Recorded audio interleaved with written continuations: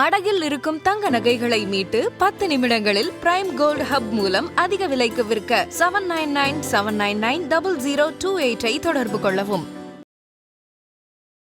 என்ன பண்ணா வீட்டுக்குள்ள குலதெய்வத்தை வர வைக்கலாம்? அதுக்கு முதல்ல ஜேஷ்டா தேவியை வணங்கணும். புது தொடப்பம் வாங்கி வீட்டில் வச்சு அதுக்கு மாலை போட்டு பூ போட்டு,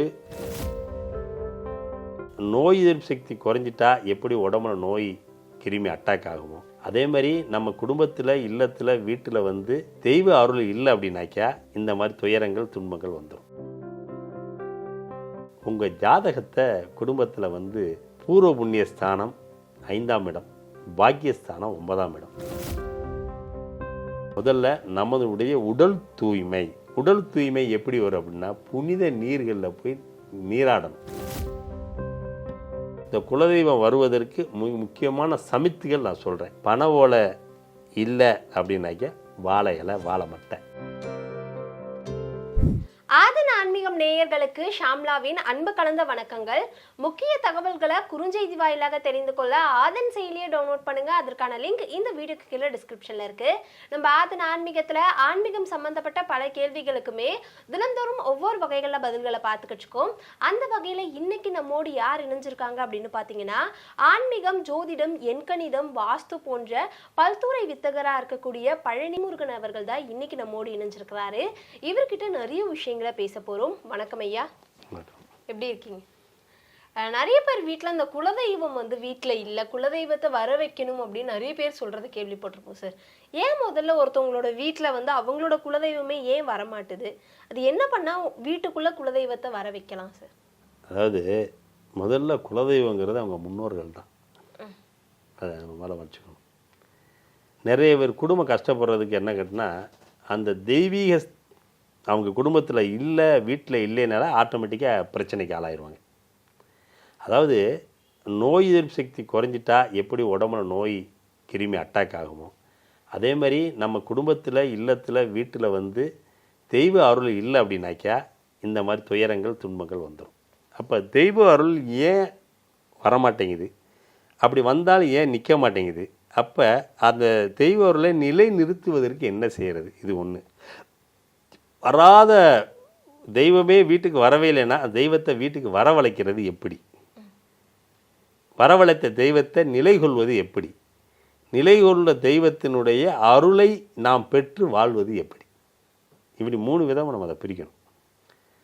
தெய்வமே வரலை அப்படின்னா முதல்ல உங்கள் ஜாதகத்தை குடும்பத்தில் பூர்வ புண்ணிய ஸ்தானம் 5ஆம் இடம், பாக்கியஸ்தானம் 9ஆம் இடம். ஜாதகம் எழுதுகிறவங்க, ஜாதகத்தின் மேல் நம்பிக்கை இருக்கிறவங்க முதல்ல ஜாதகத்தை புது நோட்டில் எழுதணும். பழைய நோட்டை இருந்தால் தூக்கி போட்டோம். புதுசாக அந்த ஜாதகத்தை எழுதி கணிச்ச ஈஸ்வரன் சொல்லி இறைவனுடைய சன்னதியில் அந்த நோட்டை வச்சு சுவாமிகிட்ட அருளை பெற்று நல்ல ஜாதகர், நல்ல ஜோதிடராக தேர்ந்தெடுத்து போய் பாருங்கள். ஒன்று அப்படி போய் பார்க்கலாம், இல்லை அருள்வாக்கு சொல்கிறவங்கள போய் பார்க்கலாம், இல்லை உங்களுக்கே தெரியும் இறைவன் அசரீரியாகவோ இல்லை கனவுலையோ எப்படியோ உணர்த்த வாய்ப்பு இருக்குது. முதல்ல நீங்கள் என்ன செய்யணும் கேட்டிங்கன்னா, உங்கள் வீட்டை சுத்தப்படுத்துறதுன்னு பேர், அதாவது இல்லை சுத்தம்னு பேர். நம்ம உடம்பை சுத்தப்படுத்துறதுக்கு பேதி மாத்திரை சாப்பிட்டா உடல் சுத்தமாயிடும். மனசை சுத்தமாகிறதுக்கு நாம் நல்ல சிந்தனைகளும் நல்ல எண்ணங்கள் இருந்தால் மனசு சுத்தப்படும். ஏன்னா உடல் சுத்தம் வேறு, அகச்சுத்த வேறு. மனசை சுத்தப்படுத்துறது சரிங்களா. ஆன்மா சுத்தங்கிறது அதுக்கு அடுத்த ஸ்டேஜ், இறைநிலை, பற்றற்ற நிலை. எல்லாத்துலேயுமே நீங்கள் தெளிஞ்சிருந்தீங்கன்னா ஆன்மா சுத்தம் அடையும். இது ஆத்ம சுத்தின்னு பேர். அப்போ சுத்திகரிக்கிறது மாத்திரம்தான் தெய்வ நிலையை நம்ம உள்ளே வரோம். எப்போ வரோம் அப்படின்னு கேட்டிங்கன்னா, நம்ம எந்த அளவுக்கு நம்மகிட்ட இருக்கிற எதிர்மறையை போக்குறோமோ அந்த அளவுக்கு நேர்மறை உள்ளே வர ஆரம்பிக்கும். அப்போ முதல்ல நம்ம செய்ய வேண்டிய வேலை எப்படின்னா, முதல்ல நம்மளுடைய உடல் தூய்மை எப்படி வரும் அப்படின்னா புனித நீர்களில் போய் நீராடணும். காவிரி, கங்கை தீர்த்தங்கள் இருக்குல்ல, புண்ணிய தீர்த்தங்களில் போய் நிறைய தீர்த்தங்களில் குறைஞ்சது ஒரு 12 தீர்த்தத்தில் நீராடணும். சரிங்களா. லட்சுமி தீர்த்தம் இருக்கும், சண்முக தீர்த்தம் இருக்கும், சரவண தீர்த்தம் இருக்கும், பைரவர் தீர்த்தம் இருக்கும், காளி தீர்த்தம் இருக்கும், கங்கை தீர்த்தம். ஒவ்வொரு தீர்த்தத்துக்கும் ஒவ்வொரு பேருக்கு ஒவ்வொரு இடங்கள்ல இருக்குது. எந்த தீர்த்தமானாலும் சரி நீங்கள் முதல்ல மூழ்கி எந்திக்கணும். குறைஞ்சது ஒரு 3ஆவது நீங்கள் எந்திரிக்கணும். அது உடல் பாவத்தை கழுவுறது, புரியுதுங்களா. உடல் தீர்த்தம் போகணும். அப்புறம் கோயில் கும்பாபிஷேகம் நடக்கிற இடங்களில் போய் நீங்கள் போய் கலந்துக்கிடணும். அந்த வேள்வியில் போய் கலந்துக்கிடணும். பாவத்தை பொசுக்கிறது ரெண்டாவது, பாவத்தை கழுவுறது ஒரு வகை, பாவத்தை பொசுக்கிறது ஒரு வகை. மூணாவது இது எல்லாம் செய்யும் பொழுது உங்களுக்கு ஆத்ம பிரசாதமாக இருக்கக்கூடிய இறைவனுடைய ஆலயத்தில் இருக்கக்கூடிய பிரசாதம், ஆத்ம பிரசாதம். பழனிக்கு போனால் பஞ்சாமிரதம் சாப்பிட்றது, கோயிலில் பிரசாதம் இருக்குல்ல, இதெல்லாம் ஆத்ம பிரசாதம்னு பேர். இதெல்லாம் முதல்ல உள்ளுக்குள்ளே உடலில் நம்ம உள்ளத்தையும் உடலையும் தூய்மைப்படுத்த வேண்டும். முடிச்சுட்டு அடுத்து வீட்டில் இருக்கக்கூடிய பழைய பொருள்கள், பழையன ரொம்ப பழங்காலத்தில் உள்ளது, அதாவது தேவையற்ற பொருள்களை எல்லாமே சில பேர் சேர்த்து குப்பையும் கூலமாக அதில் பீடை சேர்ந்து வந்து நிற்கும் ஜேஷ்டாதேவின்னு. இதை பூரா தூக்கி எடுத்து வெளியே போட்டு வீடை சுத்தப்படுத்தணும். அதுக்கு முதல்ல ஜேஷ்டாதேவியை வணங்கணும். ஜேஷ்டாதேவினா விளக்கமாறு இருக்குல்ல, தொடப்பம். இந்த தொடப்பம் புது தொடப்பம் வாங்கி வீட்டில் வச்சு அதுக்கு வந்து மாலை போட்டு இல்லை பூ போட்டு மஞ்சள் சந்தனம் குங்குமம் போட்டு வச்சு ஒரு தீபாரணம் காட்டுங்க, அந்த வீடு சுத்தம் பண்ண ஆரம்பிச்சிடும். ஜேஷ்டாதேவி வந்துடும். தெய்வம் வர்றதுக்கு ஜேஷ்டாதேவி அருள் வேணும். ஜேஷ்டாதேவி வராமல் தெய்வம் வரவே மாட்டா.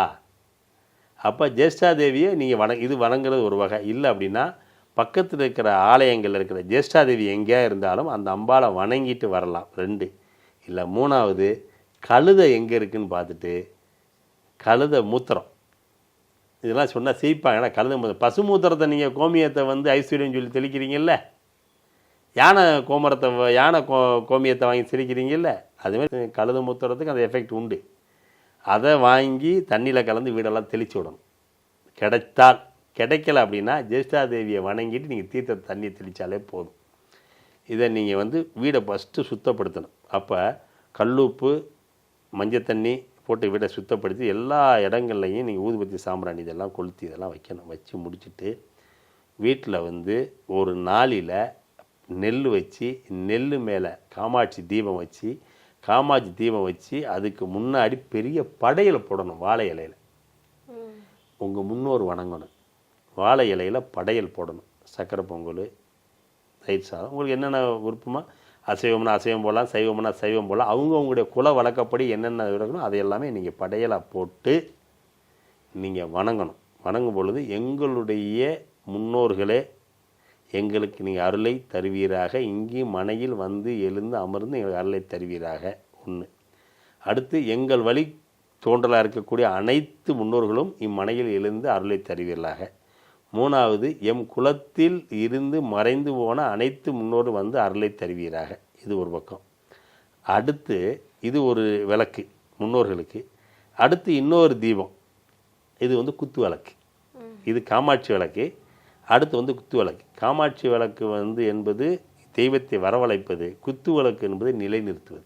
அப்போ குத்து விளக்கில் தீபத்தை ஏற்றி அதில் வந்து இங்கே வந்து எழுந்து அமர்ந்திருக்கிற எங்கள் குலதெய்வமே அந்த என்ன பேரோ அந்த நாமமோ அவங்கள சொல்லி என் மனையில் எழுந்தருளி எங்களுக்கு நிரந்தரமாக இங்கே வந்து அமர்ந்து எங்களுக்கு அனைத்து செல்வங்களையும் தந்துருள வேண்டி அப்படின்னு சொல்லி அவங்களுக்கு என்னென்ன விஷயமோ அதையெல்லாம் நீங்கள் வணங்கி வழிபாடு செஞ்சு அவங்க சிவத்திரங்கள் மந்திரங்கள் இருந்தால் சொல்லலாம்.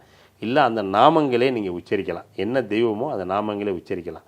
அப்படி உங்களுக்கு குலதெய்வம் தெரியலை அப்படின்னா எங்களுக்கு வந்து குலதெய்வம் என்னென்னு தெரியல, ஆனால் எங்களுக்கு குலதெய்வமாக இருக்கக்கூடிய அந்த அருள் பேராற்றல் இங்கே வந்து எழுந்து அமருங்க. பேர் தெரியல உனக்கு, அல்லது அருள் பேராற்றல் ஒன்று இருக்கு. அருள் பேராற்றல் இங்கே வந்து எழுந்து அமர்ந்து எங்களுக்கு அனைத்து நன்மைகளையும் தந்தருள்க அப்படின்னு நீங்கள் வேண்டும். புரியுதுங்களா? வேண்டி வீட்டில் அதுக்கு எல்லாம் நைவேத்தியம், அதுக்கு வந்து பானக்காரம் வைக்கலாம், இனிப்பு வைக்கலாம், ஏலக்காய் மாலை போடலாம். எல்லாமே உங்களால் என்னென்ன முடியுமோ சுபிட்சமாக மேக்சிமம் வீட்டில் செய்கிற பதார்த்தமாக இருந்தால் ரொம்ப நல்லது. கடையில் வாங்குறது விசேஷம் கிடையாது. கடையில் வாங்கி ஸ்வீட் வைப்பாங்க அவசரத்துக்கு, அது வேறு. ஆனால் வீட்டில் நீங்கள் ஏதோ ஒன்று கல்கொண்டு ஏதோ ஒன்று வீட்டில் செஞ்சு நீங்கள் வைங்க, உங்கள் கையால் வைங்க. வைக்கும் பொழுது அந்த தெய்வமானது அங்கே நிரந்தரமாக எழுந்தருளி உங்களுக்கு நல்ல வழியை காட்டும், வாழ்க்கை துணையை காட்டும். ஏன்னா முதல்ல முன்னோர் வழிபாடு பண்ணணும், அதுக்கப்புறம் குலதெய்வ வழிபாடு, அதுக்கப்புறம் உங்கள் இஷ்ட தெய்வம். நீங்கள் என்ன திருப்பதியை கும்பிட்றதோ, முருகனை கும்பிட்றதோ, அம்பாளை சிவனை, அதெல்லாம் உங்களுடைய கணக்கு எக்ஸ்ட்ரா. ஆனால் முன்னோர் வழிபாடும் குலதெய்வ வழிபாடும் வழியாக வந்து கொண்டிருக்கிறது. இது 2 நீங்கள் செஞ்சதே ஆகணும். அப்போ இதையெல்லாம் செய்யும் பொழுது உங்கள் மனைக்கு அந்த முன்னோர்கள் எழுந்தருள் செய்வார்கள், குலதெய்வமும் மனையில் எழுந்தருள் செய்வாங்க. எழுந்தருளோடு மட்டும் இல்லாமல் உங்களுக்கு தேவையான அனைத்து நன்மைகளையும் வந்து அருள்வாங்க. அப்போ இந்த குலதெய்வம் வருவதற்கு முக்கியமான சமித்துகள் நான் சொல்கிறேன். பனை ஓலை. பனை ஓலையை அன்றைக்கி கொழுக்கட்டை செய்யலாம், பனை ஓலையில் வரவழைக்கலாம். பனை ஓலை ரொம்ப ரொம்ப ரொம்ப முக்கியம். பனை ஓலை மட்டை இருந்துச்சுன்னா அந்த மட்டையை எடுத்து எங்களது குலதெய்வதா வசி வசி அப்போ குலதெய்வ பேர் இருந்துச்சுன்னா பேரை எழுதி நீங்கள் அருளுக அப்படின்னு பனை ஓலையில் எழுதலாம். பனை ஓலை இல்லை அப்படின்னாக்க வாழை இலை, வாழை மட்டை. வாழை மட்டையிலையும் நீங்கள் அதை எழுதலாம். வாழை மட்டை இதுவும் காயும், வாழை மட்டையிலையும் எழுதலாம். பனை ஓலைக்கும் வாழைக்கும் வாழையடி வாழை வம்சம் தலைக்கும், அதுக்காக தான் வாழை மட்டை. இது ரெண்டையுமே நீங்கள் எழுதி அந்த அதில் எழுதலாம். எழுதிட்டு கூட அந்த வாழை மட்டையிலையும் பனை ஓலையிலையும் நீங்கள் வச்சுக்கலாம். சமித்துகளுக்கு அவ்வளோ சக்தி உண்டு. இதை வச்சுட்டு ஒன்று நல்லெண்ணெய் தீபமும் ஒன்று நெய் தீபமும் போடணும். நெய் தீபம் மகாலட்சுமிக்குரியது, நல்லெண்ணெய் நாராயணனுக்குரியது. 2 தீபமும் வீட்டில் அன்றைக்கி ஏற்றணும். நல்லா விடிய விடிய தீபம் ஏற்றி நீங்கள் அதில் உங்களுடைய படையில் வெத்தலை பாக்கு, பழங்கள், பதார்த்தங்கள் அதெல்லாம் எவ்வளோ செய்யணுமோ அதில் செய்யலாம். அதே மாதிரி ஒரு வஸ்திரம், வேஷ்டியும் துண்டும், ஒரு புடவையும் ஒரு ஜாக்கெட்டும், அதுக்கு மஞ்சள் குங்குமம் இதெல்லாமே நீங்கள் எல்லாம் அந்த படையில் வச்சு வணங்கும் பொழுது உங்கள் தெய்வம் எங்கு இருந்தாலும் அந்த மனையில் எழுந்தருளே செய்யும். உலகத்தில் எங்கே இருந்தாலும் வந்து தான் ஆகும், வராமல் இருக்கவே இருக்காது. ஏங்க ஒரு எக்ஸாம்பிள் சொல்கிறேன். நீங்கள் ஒரு ஒரு ஒரு ஒரு பேரன் போனோன்னா பாட்டி பேரன் எங்கே இருந்தாலும் அவனை பார்க்கறதுக்கு வருவாங்களா இல்லையா? பேரன் போகிறது ஒரு பக்கம் இருந்தாலும் பேரனால் வர முடியல அப்படின்னா இந்த இடத்துக்கு உன் பேரன் வர்றான் அப்படின்னு சொன்னால் என் பேரன் அங்கே வர்றான்னா நான் வராங்களா இல்லையா? அவன் முகத்தை ஒரு தடவை பார்த்துட மாட்டோமா அப்படின்னு நீ பார்த்து கண்ணுட்டு பாட்டின்னு கூப்பிட்றது, தாத்தான்னு கூப்பிட்றது, அப்பா அம்மானு கூப்பிட்றது வேறு ஒரு சூழ்நிலை அப்படி. அப்போ உங்களுடைய அழைப்பை ஏற்று எல்லாம் வல்ல இறைவன் ஆதிசக்தியாக அமர்ந்திருக்க அருட்பெருஞ்சோதி ஆற்றல் உங்களுக்கு நன்மை செய்யக்கூடிய உங்களுக்கான தேவதைகளை உங்களுக்கு அவர் உங்கள் பாதையில் அனுப்பி வைப்பார். போ, உன் குடும்பத்துக்காரன் நினச்சிருக்கிறான், அவன் வேணுங்கிறத செய் அப்படின்னு அங்கேருந்து அருட்பெராற்றல் கட்டளை வந்தவுடன் அந்த கட்டளையை ஏற்று அந்த சக்தியானது மனையில் இருந்தல்கும். வந்தது அவளை விட்டுறக்கூடாது. நீங்கள் என்ன செய்யணும் கேட்டால் சிரமம் பிடிச்சிக்கணும். அதுக்கு என்ன விசேஷம் கேட்டிங்கன்னா உளுந்தங்கஞ்சி, உளுந்தம்பால், இல்லை பாசிப்பருப்பு பாயாசம். உளுந்தங்கஞ்சி இருக்குது, உளுந்தம்பால், உளுந்தங்கஞ்சி உளுந்தில் செய்யக்கூடிய அதில் சக்கரை போட்டு உளுந்தங்கஞ்சி பண்ணிக்கணும். பாசிப்பருப்பு பாயாசம், இது 2 ரொம்ப விசேஷமானது. சரிங்களா? அப்புறம் எள்ளில் நீங்கள் ஏதாவது எள்ளு துவையல், எள்ளு சட்னி, எள்ளு இருக்குல்ல முன்னோர்களுக்குரியது, அதையும் நீங்கள் எள்ளு பண்ணாங்க. எள்ளு மிட்டாய் செய்வாங்க, எள்ளும் செய்யலாம். எள்ளு, உளுந்து, பாசிப்பருப்பு, இந்த 3லையும் எந்த பதார்த்தம் வேணால் நீங்கள் செய்யலாம். செஞ்சு வணங்கி வெளிப்பட அன்னைக்கு யாராவது உங்களுக்கு விருந்தினர்கள் வரலாம். ஆனால் ஒரு விஷயம், யார் மூலமாவது முன்னோர்கள் வருவாங்க, அதையும் நீங்கள் கவனிக்கலாம். அவங்க உறவுக்காரங்களாக வரலாம், இல்லை அவங்க நண்பர்களாக வருவாங்க, பக்கத்தில் இருக்கிறவங்க, அவங்க உடல் தாங்கி அவங்க வருவாங்க, இல்லை பட்சியாக பறவையாக வருவாங்க, மிருகமாக வருவாங்க, எந்த ரூபத்திலையும் வருவாங்க. வந்து அதை ஏற்றுப்பிடுவாங்க. அந்த இதை அவங்க எந்த பிறப்பெடுத்திருந்தாலும் அந்த முன்னோர்கள் வருவாங்க. அதே மாதிரி தெய்வமும் அன்னைக்கு உங்கள் வீட்டில் சுபிட்சமான சுப சொப்பனம் தான் உங்கள் கனவுல வரும்.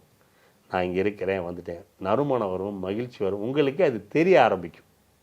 ஏன்னா சுத்தம் பண்ணும் பொழுதே, எதிர்மறை வெளியேறும் பொழுதே கண்ணாடி பீங்காஞ்சாடி உடையும், கையில் கை கால் ரத்த காயம் ஏற்படும், எலக்ட்ரானிக் பொருட்கள் சேதமாகும், இந்த நெருப்பில் புகையும், இந்த மாதிரிலாம் அந்த சுத்தம் பண்ணும் பொழுது வெளியேறி போயிடும். இந்த மாதிரி சிம்டம் காட்டி தான் வெளியேறும். வெளியேறி போனதுக்கப்புறம் இதை நீங்கள் படையல் போடும் பொழுது இது வந்து உட்காரும், மகிழ்ச்சியாக உட்காந்து உங்கள் வாழ்க்கையில் அந்த தெய்வம் அதுக்கு தான் இந்த குலதெய்வம் வேணும்னு சொல்லிவிட்டு நீங்கள் அந்த பனைமட்டையிலையும் வாழை மட்டையிலையும் எழுதலாம். நீங்க நிறைய வீடுகளுக்கு போயிருப்பீங்க, அந்த இடத்துல குலதெய்வம் இல்லாம இருந்திருக்கும். நீங்க வாஸ்து பார்க்க போய் அங்க போய் குலதெய்வம் வர்றதுக்காக இந்த மாதிரியான விஷயங்களை பண்ணுங்க, இந்த மாதிரி விஷயம் பண்ணீங்கன்னா உங்களோட வீட்டுக்கு குலதெய்வம் வந்துடும்னு நிறைய விஷயங்களை சொல்லி கொடுத்துருப்பீங்க. அதுக்கான அனுபவமும் நிறைய இருந்திருக்கும் இல்லையா? ஸோ அந்த கிளைண்ட்ஸை பத்தி ஒரு சில விஷயங்கள் சார். ஒரு வீட்டில் மதுரையில் தான் இப்படிதான் குலதெய்வம் இல்லை, அவங்க வீட்டு ரொம்ப கஷ்டம். அவங்க சொன்னாங்க எங்கள் வீட்டில் இது அப்படி இப்படி நிறைய எதிர்மறை அவன் செய்வனு வச்சுட்டா சொல்லிவிட்டேன். அதெல்லாம் ஒன்றும் இல்லைம்மா, தெய்வம் வரல அவ்வளோதான் அப்படின்னு சொல்லிவிட்டு அவங்ககிட்ட இதே மாதிரி தான் நான் சொன்னேன். இப்போ நானே ஐயா நான் ஒரு நாள் இருந்தேன்னா நானே புது விளக்கு மரம் வாங்கிட்டு வந்தேன். புது விளக்கு மரம் வாங்கி வச்சு ஒரு இது கட்டினோன்னா அவங்க வீட்டில் நல்ல நில கண்ணாடி டமான்னு உடஞ்சி விழுந்துச்சு. விளக்கு மரம் வச்ச உடனே நல்ல கண்ணாடி உடஞ்சி விழுந்துருச்சு. என்ன சாமி விளக்குமாறு வச்ச உடனே ஒரு மாதிரி இல்லை கெட்டது வெளியேறுது. என்ன நீ அப்போ அவங்க என்ன பண்ணால் அது கண்ணாடியில் ரிமூவ் பண்ணியாச்சு. உடனே இம்மிடியேட்டாக அவர் என்ன பண்ணால் இருக்கும்போதே பயன்படுத்த சொல்லிட்டு மாலைக்கோணார் கடையில் சந்தனம் வாங்கிட்டு வந்து எல்லாத்தையும் வீட்டில் நானே உட்காந்து விசேஷமான பூஜை ஒன்று பண்ணேன். வாழை இலையில் மஞ்சளில் அவங்க குலதெய்வம் வந்து அங்காளம்மன், அந்த அம்மனை மஞ்சளில் செஞ்சு கண்காது வச்சு மூக்கு வச்சு அவங்க முன்னோர்களுக்கு ஒரு கலசம் வச்சு வழிபாடு பண்ணி பூஜை பண்ணி நீ கண்டிப்பாக அவங்க தெய்வத்தை இறக்கியே ஆகணும்னு சொல்லிவிட்டு வழிபாடு பண்ணி எல்லாரும் மனதார வேண்டிக்கங்கன்னு சொல்லிட்டு மனம் உருகி அந்த அம்பாளை நினச்சி பிரார்த்தனை பண்ணோம். பிரார்த்தனை பண்ண பண்ண பண்ண பண்ண பண்ண என்ன ஆகி போச்சுன்னா அவங்க வீட்டில் இருந்த ஒருத்தர் உடம்புல அம்பாள் வந்து இறங்கிட்டான். இறங்கி இவ்வளோ நாள் என்ன மறந்துட்டான் வச்சுட்டான் செஞ்சுட்டான்னு ரொம்ப சொல்லிச்சு. அவங்க நாங்களாம் மறக்கலை, எப்படி உனக்கு மறக்க, நீ வரல, நீ செஞ்சது தப்புடா அப்படி இப்படின்னு சொல்லி ஒரு தெய்வங்களுக்குள்ளே ஒரு அவங்க குடும்பத்தில் வந்து இறங்கி இப்போ இனிமேல் நல்லா நடக்கும், ஒழுங்காக நடக்கும், எனக்கு அது வேணும், இது வேணும், இப்போ வளையல் வேணும், மஞ்சள் வேணும், சிவப்பு கலரில் எனக்கு புடவை வேணும், அப்படி ஒன்று ஒன்றா கேட்டுச்சு. அப்புறம் அவங்க நான் சரி எல்லாம் அவனை பண்ணுறோம் சொல்லிவிட்டு நீ வேண்டி வச்சு நாங்கள் ஒன்றாந்து என்ன செலுத்துகிறோம், இனிமேல் நல்லாயிருக்கும், பால் பொங்க வைப்பேன், வீடு நல்லாயிருக்கும் அப்படி. இன்றைக்கி அவங்க ரொம்ப வீட்டில் எல்லாத்துக்கும் கல்யாணம் ஆயிடுச்சு, எல்லாம் வெளிநாடு நிறைய வாழ்கிறாங்க, குடும்பம் சுபிட்சமாக இப்போ நல்லா இருக்குது. இது வந்து நம்மளுடைய அனுபவம். அப்போ அந்த அம்பாள் வந்து அவன் சொன்னாங்க, சார் நான் வந்து இருந்தனால வந்துடுச்சு அப்படின்ற ஒரு விஷயம் இருந்தாலும் உங்களுடைய பிரார்த்தனையுடைய பலனும் அம்பாள் வந்தது, அதுதான் உண்மை. எனக்கு ஒரு மகிழ்ச்சி என்னென்னா அந்த அம்பாள் அம்பாள் என்ன பண்ணிடுச்சு, என்னை வரவழை செய்வனுக்கு மரியாதை பண்ணி அனுப்பு அப்படின்னு சொல்லிடுச்சு. உடனே அவங்க எல்லாரும் வெத்தலை வாக்கு பழம் வச்சுட்டுலாம் வச்சு மரியாதை பண்ணாங்க. இதெல்லாம் அம்மாவுடைய அருள். நான் என்னையை நினச்சி அந்த அம்பாளை நினச்சேன்னா எங்கள் அம்மா அந்த அம்பாளை அங்கே மாறி அவங்க சன்னதிக்கு அவங்க வீட்டில் வந்து எழுந்தருள் பண்ணி வழிபாடு பண்ணி இன்னும் இப்போ ரொம்ப நல்லா இருக்கிறாங்க. இது நம்மளுடைய அனுபவம். கண்டிப்பா சார். நிறைய பேர் வீட்ல இப்ப வரைக்கும் இந்த குலதெய்வம் வரல அப்படிங்கிற பிரச்சனை இருந்துகிட்டு இருக்கு. அவங்க எல்லாருக்குமே இந்த வீடியோ ரொம்ப பயனுள்ளதா அமையும் அப்படின்னு நினைக்கிறேன். இதுல என்னன்னா ஒவ்வொருத்தவங்களோட குலதெய்வம் ஒவ்வொரு மாதிரி. சில பேர் உக்ரமான தெய்வமா இருக்கும், சாந்த சொரூபினியா இருக்கும், சில பேர்த்துக்கு முன்னோராக இருப்பாங்க. ஒரு குடும்பத்துல விருட்சம் தான் குலதெய்வம், வன்னி மரம் தான் அவங்களுக்கு குலதெய்வமே. அப்போ அந்தந்த குலதெய்வத்தை வந்து எப்படி வர வைக்கிறது அப்படிங்கிற ஒரு விஷயம் இருக்குல்ல, அதை கரெக்டாக அணுகம் பண்ணாங்கன்னா நிச்சயமாக தெய்வம் அங்கே இல்லத்தில் எழுந்தருள் பண்ணி அவங்க குடும்பம் சுபிட்சமாக இருக்குது, நல்லா இருக்கிறாங்க. கண்டிப்பாக நிறைய பயனுள்ள தகவல்களை சொல்லியிருந்தீங்க. ரொம்பவே நன்றி சார். வணக்கம்.